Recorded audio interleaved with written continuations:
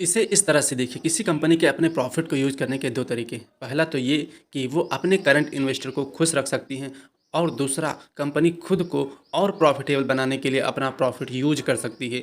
एक इन्वेस्टर होने के नाते आप यही चाहेंगे कि आपको जल्द से जल्द बड़ा डिविडेंड मिल जाए। लेकिन अगर आप फॉर्च्यून को ध्यान में रखें तो आप चाहेंगे कि कंपनी की वैल्यू में आगे चलकर इजाफ़ा हो। 1950 के दौरान की कंपनियों में सिर्फ 12% ही आज फॉर्च्यून 500 में अपनी जगह बरकरार रख पाई हैं। ज़्यादातर बड़ी कंपनियां उन दिनों या तो दिवालिया हो गई थी या उन्हें कुछ सालों के बाद नई कंपनी ने खरीद लिया।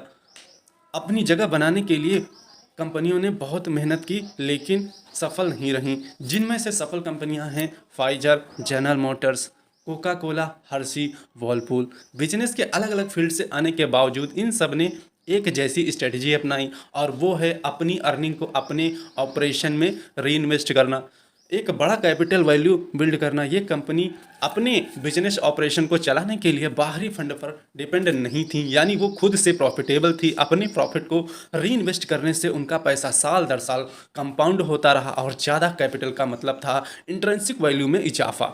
बेशक उनके इन्वेस्टर्स को हर साल बड़े डिविडेंड नहीं मिले तो भी उनका इन्वेस्टमेंट साल दर साल बढ़ता चला गया। लॉन्ग टर्म इन्वेस्टमेंट का होली ग्रेल है एक ऐसी कंपनी ढूंढना जो हाई रिटर्न दे और उन रिटर्न को अपने ऑपरेशन में इन्वेस्ट करे।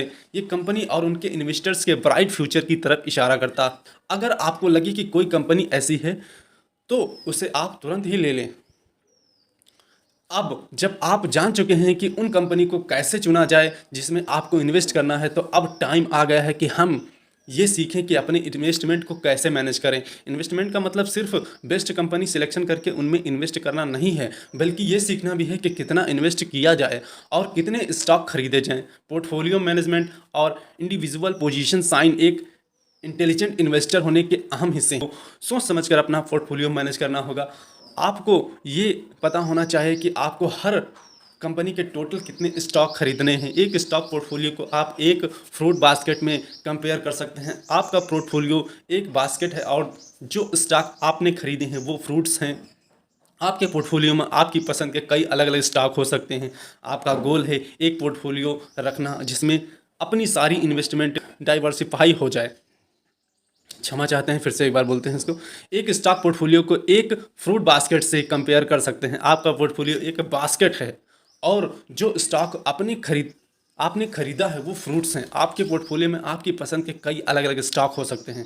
आपका गोल है एक ऐसी पोर्टफोलियो रखना जिसमें आपकी सारी इन्वेस्टमेंट डाइवर्सिफाई हो जाए और एक इन्वेस्टर के तौर पर आपका रिस्क कम हो जाए। हालांकि आपने इन्वेस्टमेंट को डाइवर्सिफाई करने का भी लिमिट होता है। ज़्यादा डाइवर्सिफाई करना हमारे लिए अच्छा नहीं है। डाइवर्सिफिकेशन का मतलब है अपने पोर्टफोलियो को डाइवर्सिफाई करना। इसमें आप अलग अलग कंपनी के मल्टीपल स्टॉक रख सकते हैं। एक डाइवर्सिफाई पोर्टफोलियो एक इंडिविजुअल इन्वेस्टर का रिस्क कम कर देता है, क्योंकि ये आपको अपने पैसे को बहुत सारी कंपनी में डिवाइड करने का मौका देता है। जैसा अगर आपको कंपनी ए से घाटा हुआ है और बी से मुनाफा, तो आपका ज़्यादा नुकसान नहीं होगा। और अगर दोनों कंपनी में आपको फ़ायदा होता है तो आप विन विन सिचुएशन में होंगे। मतलब दोनों शेयर्स में आपने विन किया है, मतलब जीत गए। ज़्यादातर इन्वेस्टर्स क्यों अपना पैसा डाइवर्सिफाई करते हैं? इसके पीछे की वजह यह है कि मार्केट कभी भी अनस्टेबल और नाजुक हो सकता है। कुछ स्टॉक के ग्रेट इन्वेस्टमेंट साबित होते हैं लेकिन मार्केट की वजह से अफेक्ट हो जाते हैं। इसके प्राइस लगातार नीचे रहते हैं, इसलिए अच्छा रहेगा अगर आप इन्हें ज़्यादा स्टेबल स्टॉक इन्वेस्टमेंट के साथ। दो टाइप के रिस्क होते हैं ज़्यादातर इन्वेस्टर्स को फेस करने पड़ते हैं। ये है market risk, business risk. Market risk market में ही छुपे होते हैं जिन्हें कंपनी कंट्रोल नहीं कर सकती, जबकि बिजनेस रिस्क वो हैं जो इंडिविजुअल कंपनी फेस करती हैं, जिसके चलते उनके ऑपरेशन रुक जाते हैं और वो दिवालिया होने के कगार पर पहुंच जाते हैं। अपनी कंपनी में बिजनेस रिस्क काफ़ी लो होता है, जबकि जिनके फाइनेंशियल स्टेटमेंट डाउनफॉल होते हैं उनके रिस्क काफ़ी हाई होते हैं। अलग अलग इंडस्ट्रीज के बिजनेस रिस्क भी अलग अलग होते हैं जो उनके मार्केट पर डिपेंड करता है। इसलिए डाइवर्सिफिकेशन ज़रूरी है। अपने पोर्टफोलियो को डाइवर्सिफाई करके आप किसी भी तरह के फ्यूचर बिजनेस रिस्क को कम कर सकते हैं। एक इन्वेस्टर के तौर पर या तो आप डाइवर्सिफाइड या फिर कंसंट्रेट पोर्टफोलियो रख सकते हैं, यानी एक ऐसा पोर्टफोलियो रख सकते हैं जिसमें कई स्टॉक हों। फिर मार्केट से एक या दो स्टॉक ही मेंटेन कर सकते हैं। जैसा कि हमने पहले भी बताया है कि डाइवर्सिफाई पोर्टफोलियो ओवरऑल रिस्क को कम करने में काफ़ी मदद करता है, जबकि एक कंसंट्रेट पोर्टफोलियो आपको हायर वैल्यू और डिविडेंड दे सकता है। हालांकि आपका पोर्टफोलियो कंपोजिशन इस बात पर डिपेंड नहीं करनी चाहिए कि आप दूसरों से क्या सुनते हैं या फिर आपको क्या ठीक लगता है। ये आपके फाइनेंशियल गोल और ज़रूरतों के हिसाब से प्लान होना चाहिए। अगर आप हायर रिटर्न चाहते हैं तो आपके लिए एक कंसंट्रेट पोर्टफोलियो ज़्यादा बेहतर रहेगा।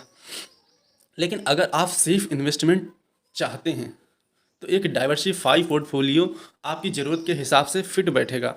इन्वेस्टर्स को अपना स्टॉक पोर्टफोलियो बहुत ज़्यादा डाइवर्सिफाई नहीं करना चाहिए। डाइवर्सिफिकेशन के फ़ायदे कब ख़त्म हो जाएंगे, इसकी भी एक खास लिमिट होती है। इसके डाइवर्सिफिकेशन